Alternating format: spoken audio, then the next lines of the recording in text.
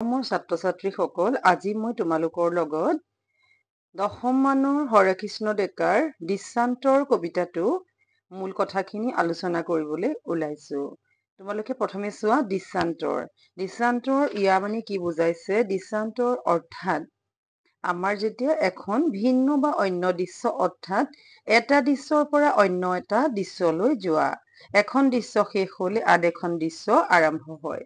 প্ৰথমে আমি এই কবিতাটোৰ কবি হৰে কৃষ্ণ ডেকাৰ বিষয়ে জানিব লাগিব। তোমালোকে চাবা, ধুনীয়াকে দিয়া আছে তোমালোকৰ কিতাপত যে তেখেত 1943 চনত জন্ম হৈছিলে।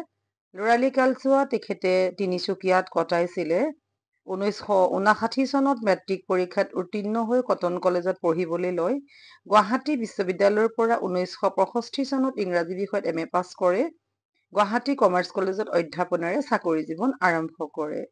ইয়াৰ পিছত মই এইখিনি বিশেষ কথাখিনি তোমালোকক চোৱাচোন কেনেকে প্ৰশ্ন আহে। তোমালোকক মই এইখিনি অকমান দাগ দি থৈছো।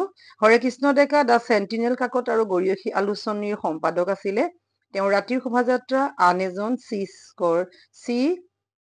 স্কেয়াৰ আদি কবিতা পুথি, গল্প আৰু কল্প, মধুসূদনৰ দলং, বন্দীয়াৰ মৃত্যুদণ্ড আদি গল্প পুথি ৰচনা কৰিছে। তেওঁৰ একমাত্ৰ উপন্যাস হ'ল আগন্তুক। ইয়াৰ বাহিৰেও তেওঁ কেইবাখনো পুথি অসমীয়া ভাষালৈ অনুবাদ কৰিছে। এতিয়া আমি চাব লাগিব যে তেখেতে 1987 চনত সাহিত্য অকাডেমী বঁটা, 1996 চনত কথা বঁটা আৰু 2010 চনত অসম উপত্যকা সাহিত্য বঁটা লাভ কৰে। তেখেতে এই দৃষ্টান্তৰ কবিতাটোৰ বিষয়ে কি ক'ব বিচাৰিছে চোৱা। 25 বছৰৰ আগতে এই ঠাইতে এজনক লগ পাইছিলো। আলি কেঁকুৰিটো আছিল কেঁচা, সময়টো আছিল গধূলি। তেওঁ নঙলা মুখত বিচাৰি ফুৰিছিল নিজৰ ঘৰৰ পদূলি। এটা পজা ঘৰ, আকাশ ধিয়াই কেইজোপামান কাকিনী তামোল, ঘৰৰ দাঁতিত আগলি বাঁহৰ নমিত নমস্কাৰ। পূৰ্ণ জোনৰ লণ্ঠনৰ পোহৰতো কুকুৰিকণা মানুহজনে নিজৰ ঘৰ বিচাৰি পোৱা নাছিল। ওচৰত সহায় সাৰথি কেও নাছিল। মই যেতিয়া হাতত ধৰি তেওঁক আগুৱাই দিছিলো, কৈছিল বৰ শান্তিত আছো এই প্ৰজাতিত। তাৰ পিছৰ দৃশ্যখন চোৱা তোমালোকে। আজি এই ঠাইতে লগ পালো আৰু এজনক, বৃদ্ধ নোজদেহ, বয়সৰ চিন নোহোৱা হল। মুখত 25 বছৰ আগৰ খাইলাখ সাজ। সাতমহলীয়া ঘৰৰ বাহিৰত তেওঁ ৰৈ আছিল।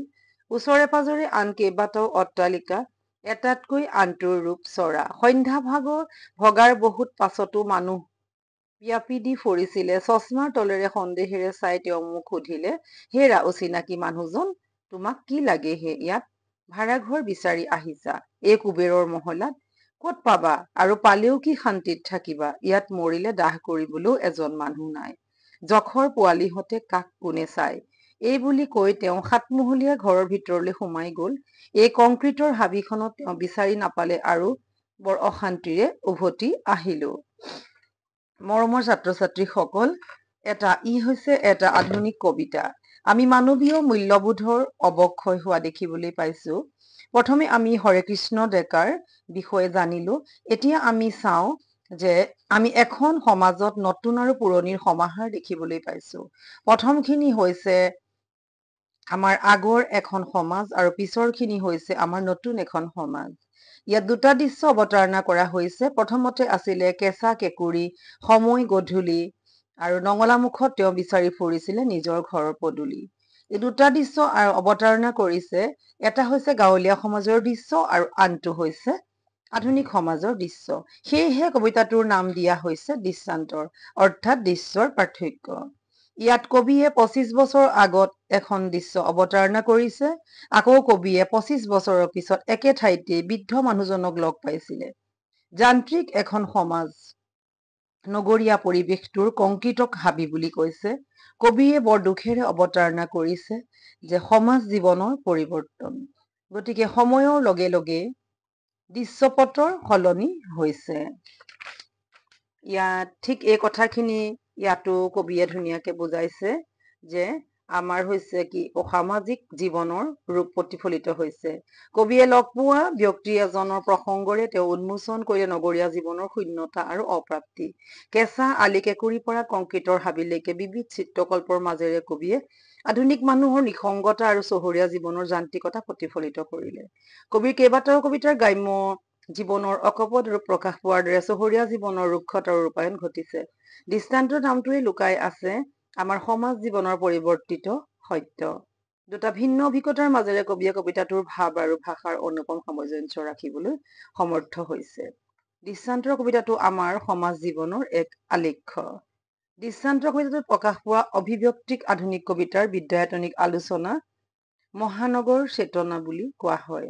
মৰমৰ ছাত্ৰ-ছাত্ৰীসকল, তোমালোকে নিশ্চয় বুজি পাইছা আমাৰ ইয়াত দুখন দৃশ্যৰ কথা কৈছে। এখন হৈছে পুৰণি কালৰ অৰ্থাৎ আমাৰ আগৰ এখন দৃশ্য আৰু বৰ্তমান এখন আধুনিকৰ আন এখন দৃশ্য। আৰু অতি সহজ শব্দৰে আমি বুজিবলৈ তোমালোক নিশ্চয় সমৰ্থ হবা। ভাল লাগিলে তোমালোকে লাইক কৰিবা, শ্বেয়াৰ কৰিবা, ছাবস্ক্ৰাইব কৰিবা, কিবা থাকিলে কমেণ্ট কৰি সুধিবা। ক্ৰমে ক্ৰমে আমি ইয়াৰ প্ৰশ্নোত্তৰবোৰ আলোচনা কৰিম। ধন্যবাদ।